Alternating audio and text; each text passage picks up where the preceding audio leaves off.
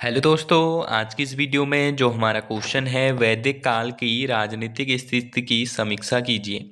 तो इस वीडियो में मैं आप लोगों को इस क्वेश्चन का आंसर बताने वाला हूं। तो आंसर में लिखेंगे वैदिक काल को दो भागों में विभाजित किया जाता है, प्रारंभिक वैदिक काल और उत्तर वैदिक काल।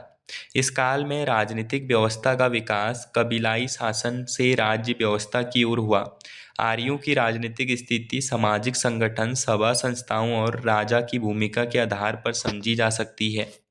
फिर इसमें हेडिंग डालेंगे राजा की स्थिति। इसमें लिखेंगे प्रारंभिक वैदिक काल में राजा कबीले का प्रमुख होता था, जिसे राजन कहा जाता था। उसकी शक्ति सीमित थी और वह जन की सहमति से शासन करता था। उत्तर वैदिक काल में राजा की शक्ति में वृद्धि हुई और वह ईश्वर के प्रतिनिधि के रूप में देखा जाने लगा।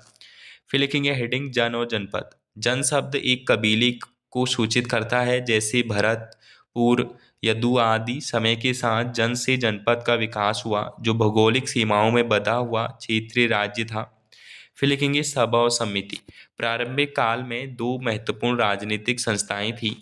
फिर लिखेंगे सभा, वरिष्ठ और बुद्धिमान लोगों को परिषद, जो न्यायिक और नीतिगत कार्यों में भाग लेती थी। फिर लिखेंगे समिति, अधिक लोकतांत्रिक संस्था थी, जो राजा के चुनाव, युद्ध और प्रशासन से जुड़ी होती थी।